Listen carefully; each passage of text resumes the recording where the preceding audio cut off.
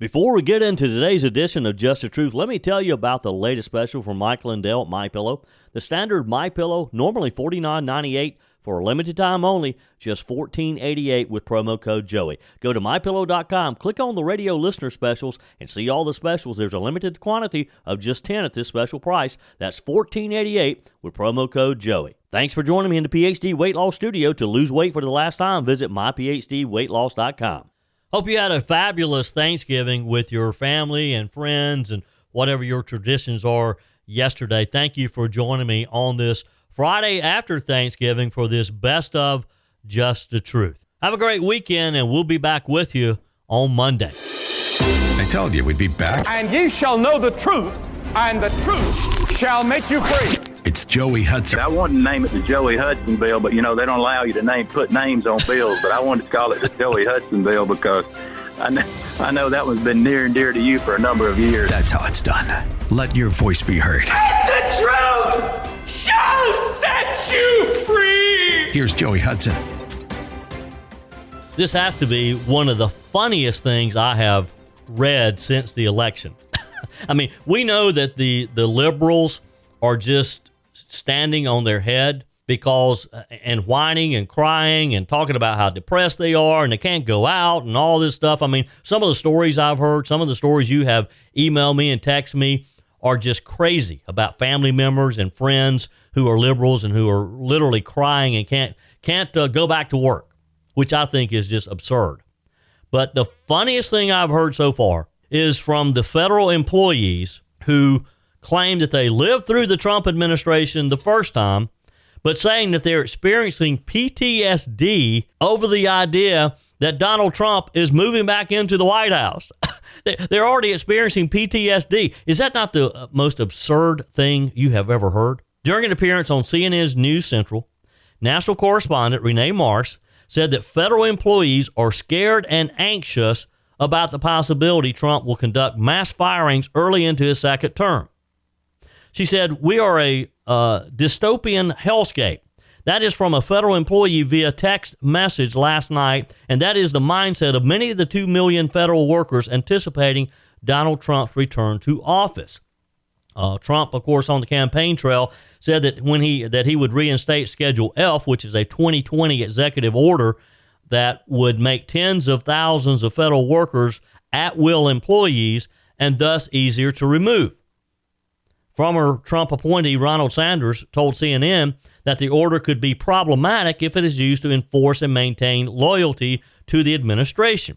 Sanders told CNN the objective is to create space to put loyalists in what were or what still are career service positions. Concerns have permeated across the federal government, according to the report, with one Energy Department employee telling CNN, "I would say there's a general feeling of dread among everyone. We are absolutely having conversations among ourselves about whether we can stomach a round two." Well, guess what? Put your big boy britches on and get to work because you don't have a choice. Donald Trump is going to be your boss. Marsh with CNN claimed that the Schedule F would allow Trump to begin mass firings of employees perceived as disloyal to the incoming administration.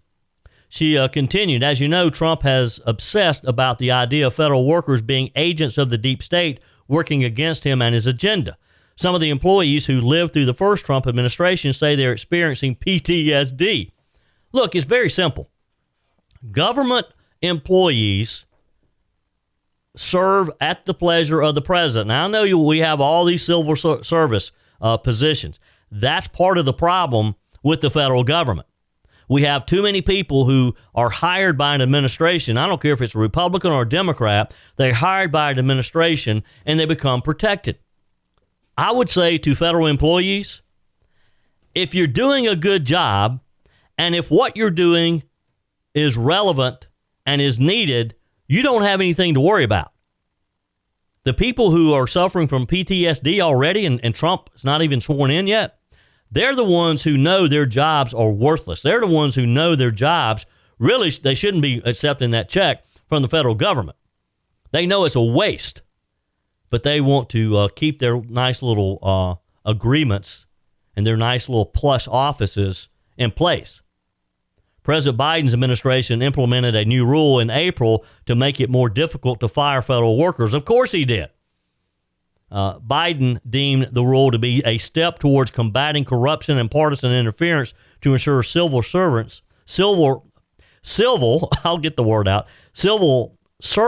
are able to focus on the most important task at hand, delivering for the American people. Well, look, that's not necessarily the case. Again, that's the problem with our federal government. It's gotten too fat. And in some cases, you can't get rid of them.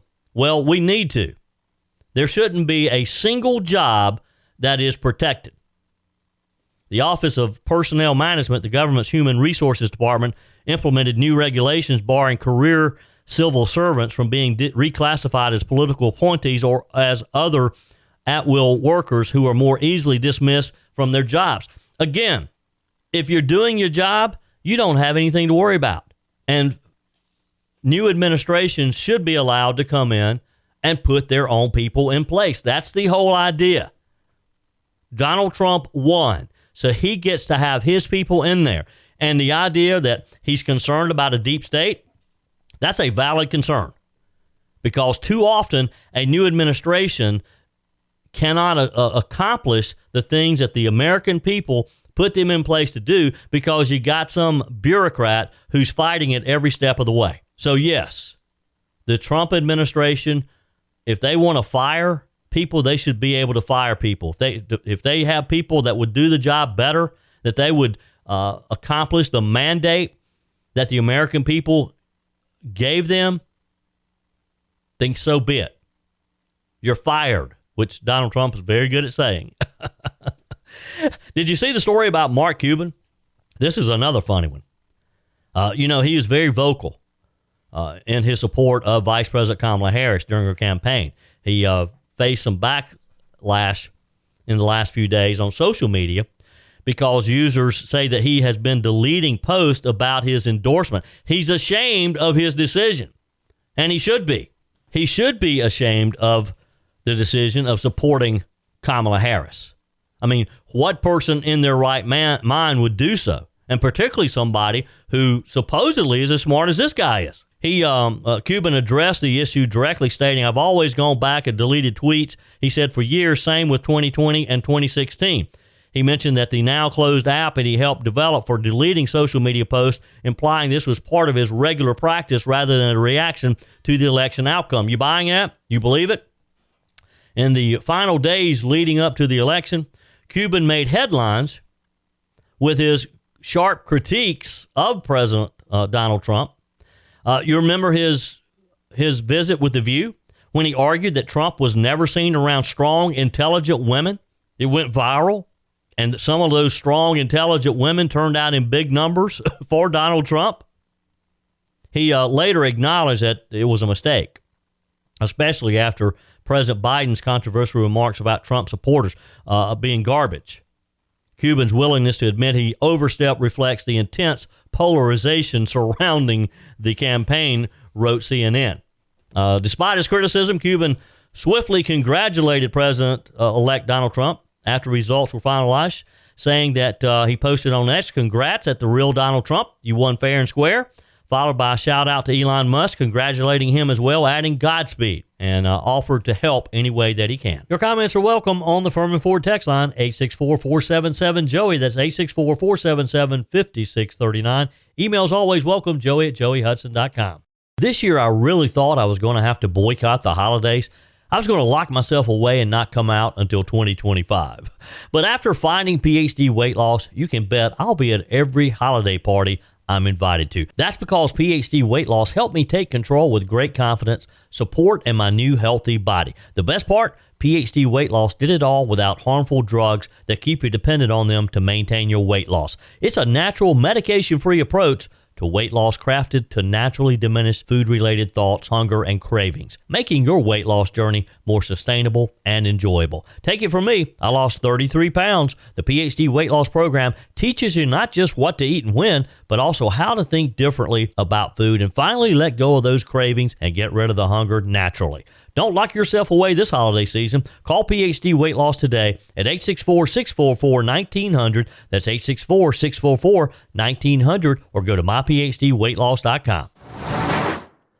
You know, it seems like every other week or so, we get some absurd story involving an airline where a flight attendant has either threatened to kick his passenger off or has called the police and escorted a passenger off. You know, you have to be real careful now when you board an airplane, because flight attendants have been given a lot of authority, and they love to use it now. And in the name of security, they'll have you arrested. They'll have you thrown off the plane. The old, customer service thing, to where you can question customer service that you're receiving. You can't do that anymore. Case in point, Delta is back in the news, and I'll have to say, Delta is my preferred airline. If I'm flying somewhere, and I'm going to be traveling several times in the next few weeks, it's all on Delta. Of course, you don't have a lot of choices.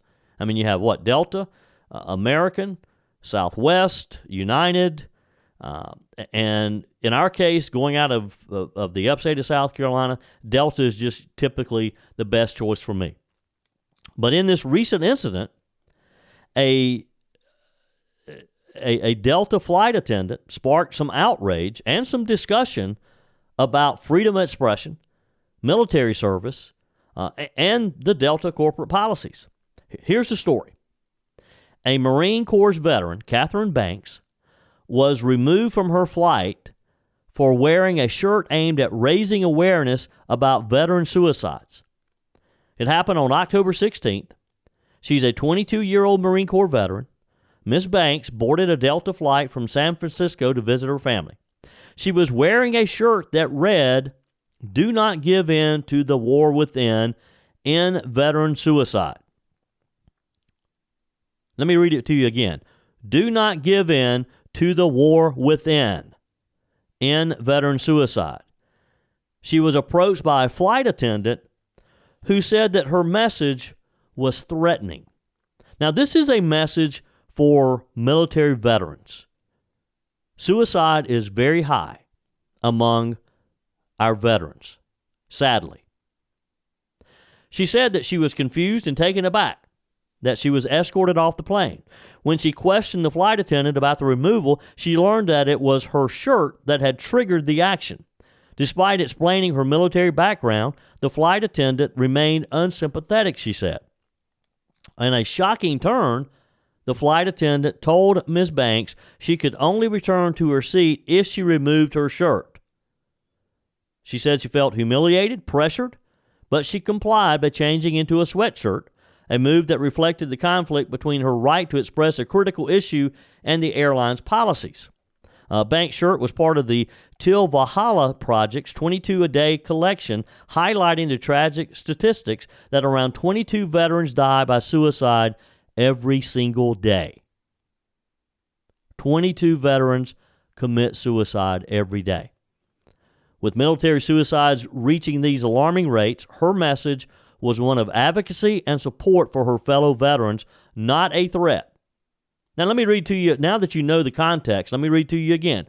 Her shirt simply said, in letters, it was a dark shirt with letters, it said, "Do not give in to the war within," those internal things that are going on within you, those bad thoughts. And then it said, "In veteran suicide." Now what could possibly be threatening about that? Delta Airlines later stated that the situation had been resolved and expressed gratitude for Banks' service. However, their policy allows for the removal of passengers based on attire deemed offensive or threatening, raising questions about how such policies are enforced and interpreted. See what I'm saying? If the flight attendant is offended by something you say or something you're wearing, they have all the power, and boy, do they use it. I mean, this incident just serves as a reminder of some of the how complex freedom of speech can be sometimes, especially in public places like airplanes. Now, I wonder if this flight attendant has ever objected to maybe a Black Lives Matter T-shirt or something like that.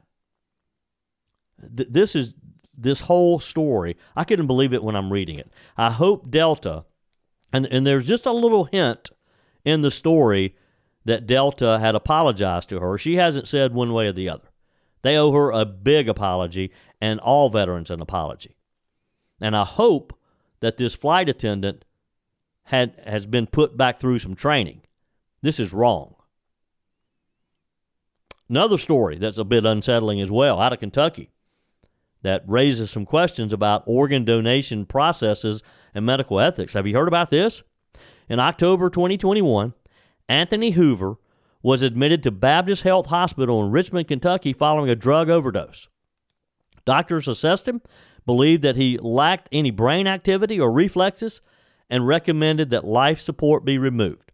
His family was informed that he had consented to organ donation. Fast forward. Hoover's family made the difficult decision to honor this, which led to testing for viable, to make sure that his organs were viable. They even participated in a ceremony celebrating his life and future contributions as an organ donor, they said. The family was under the impression that the medical staff had followed protocol. As the surgery started, Hoover's sister, Donna Rohrer, noticed signs of life. His eyes opened and tracked movements.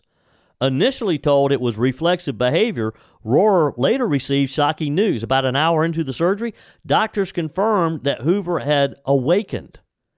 This revelation has left the family grappling with disbelief and trauma. Yeah, I would think so. Wow.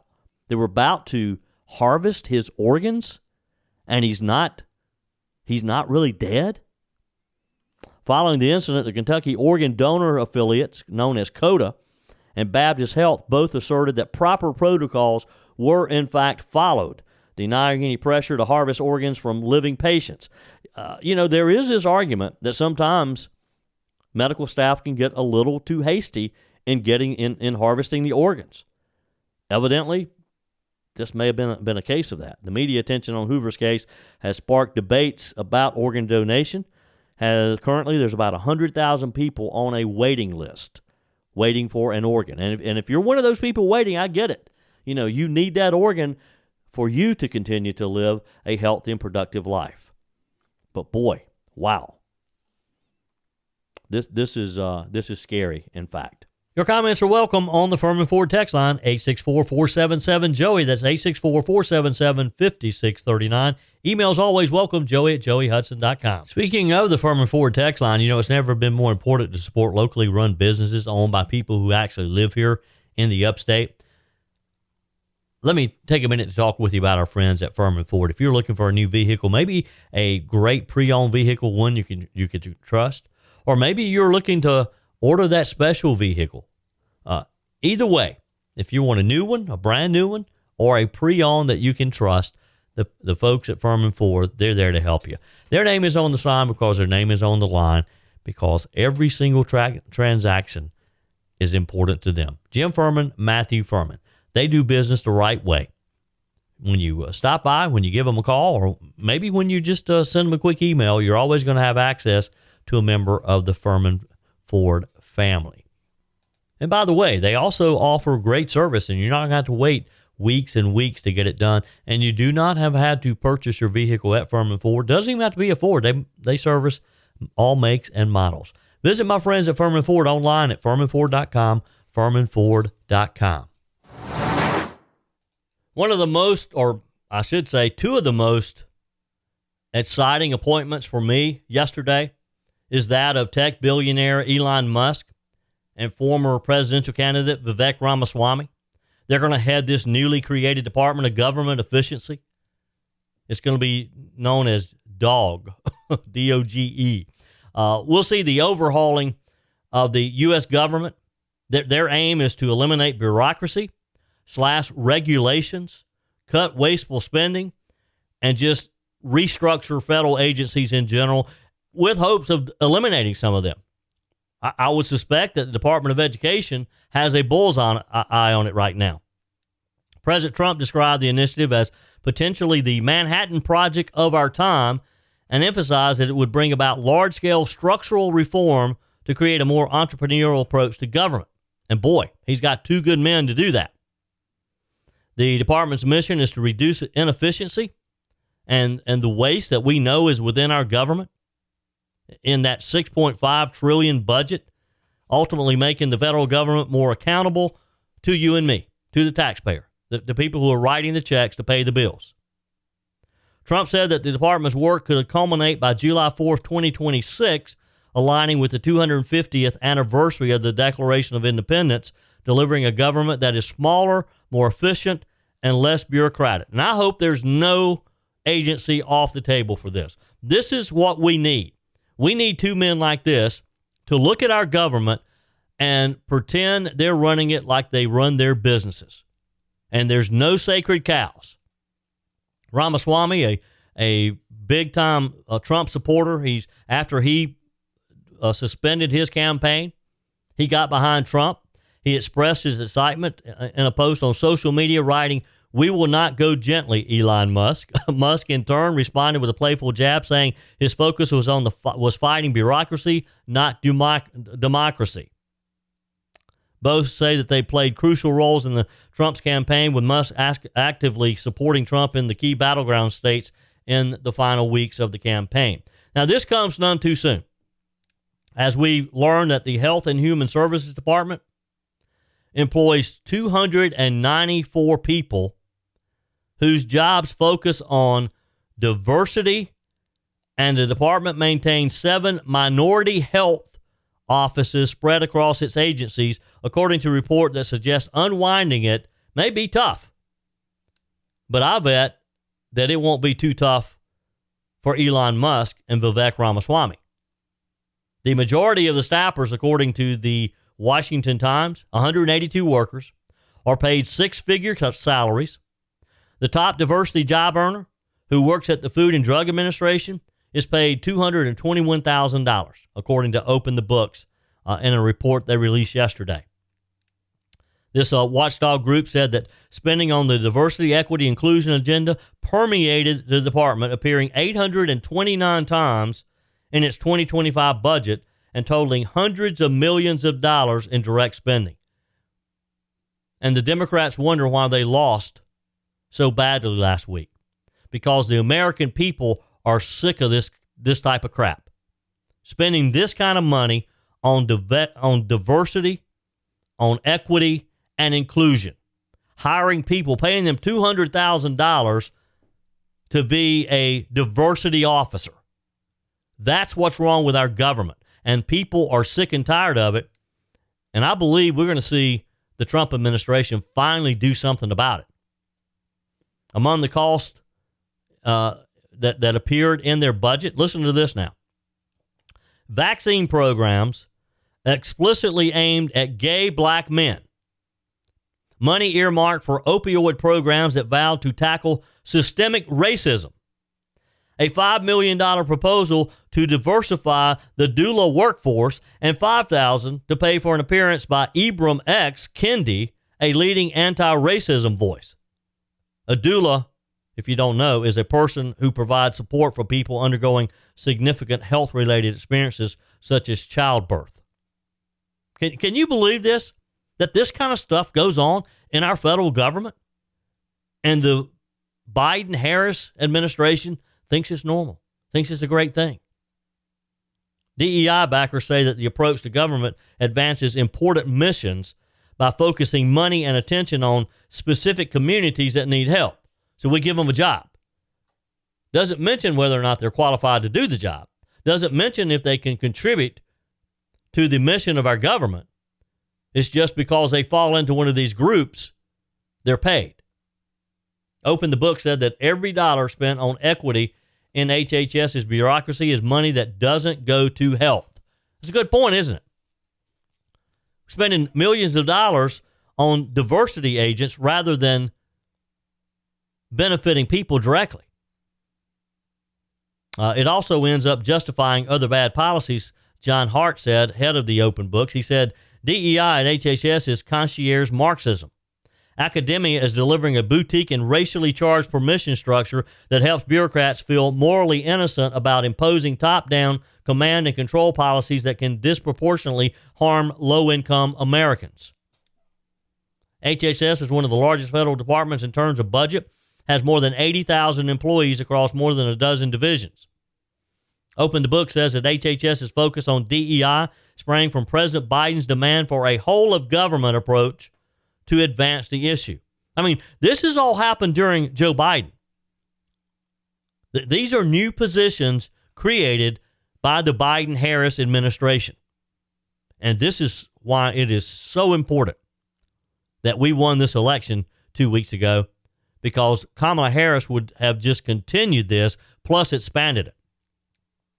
According to Open the Books, their study found that 92 DEI employees are working under Secretary Xavier Becerra at HHS. 92 DEI employees. More than 200 others were spread among various agencies. The FDA alone had 3 DEI-related divisions, one for diversity management, a diversity working group, and a DEI excellence center. I mean, I read this and I just can't believe this is happening. The incoming Trump administration, of course, has chided the Biden team for its focus on DEI, and I can promise you they'll reverse this. They'll find a way to eliminate this, as they should. Officials at the National Health Institute, this is Dr. Fauci's old organization, invited this Mr. Kendi to make a virtual appearance in 2022. He read from his bestseller, How to Be an Anti-Racist. And NIH gave staffers free access to the tome in the ebook or audiobook format. Our federal government used our hard-earned tax dollars to pay this lunatic to read from his book, How to Be an Anti-Racist. This is happening in a federal agency. One of the stipulations written into a contract document was that the appearance be available only to NIH staff, encrypted so it couldn't be downloaded and expunged from the website after 30 days. So actually, they were ashamed of it. They knew it was wrong, and they didn't want anybody to be able to get access to it after they forced these employees to view it. Sponsors shall use the recording only for the following purposes and for no other purpose whatsoever, the agreement read. The recording must be removed on 10/27/22. The recording must be encrypted so it cannot be copied or downloaded. It is sponsor's sole responsibility to ensure that appropriate web security measures are in place.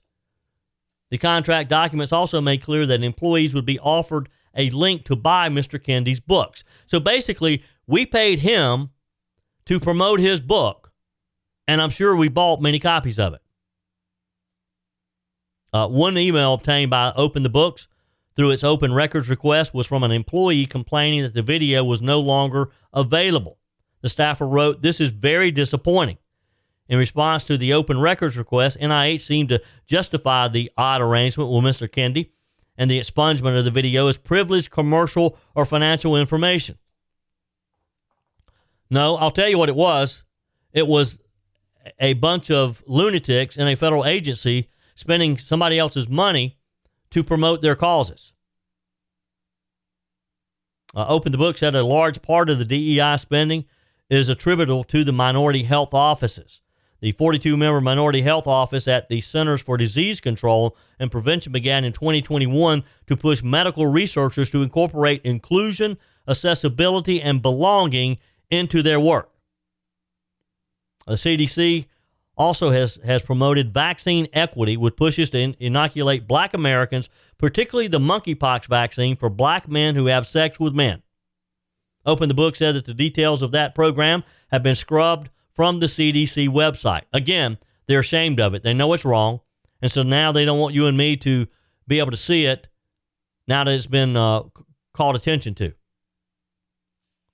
Open the Book said agencies usually separate their equal employment opportunity efforts from their equity efforts, and for a good reason. The former aims to ensure fair treatment in the workplace, while the latter promotes particular diverse populations.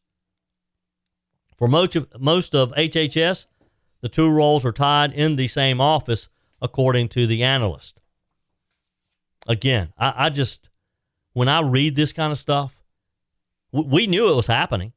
We knew that the Biden-Harris administration had just gone nuts forcing DEI on federal agencies. And this is probably just the tip of the iceberg.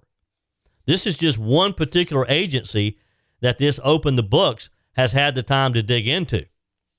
I would bet that if you go to all the other agencies, Department of State, Department of Justice, Department of Treasury, and certainly Department of Education, I'll bet you're going to find the same thing. They have fleeced us of probably billions of dollars, all in the name of diversity, equity, and inclusion. It's time that all of that is erased from our government.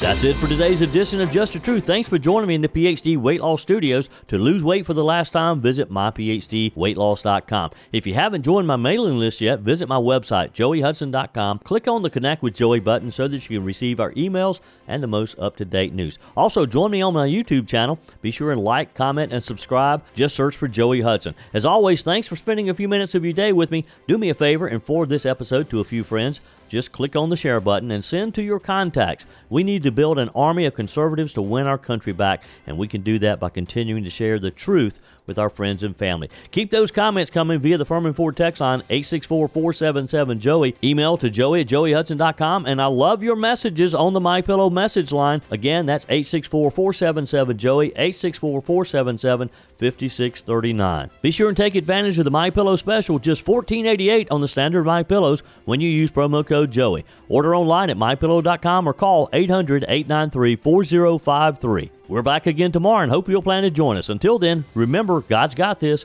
He's still in control.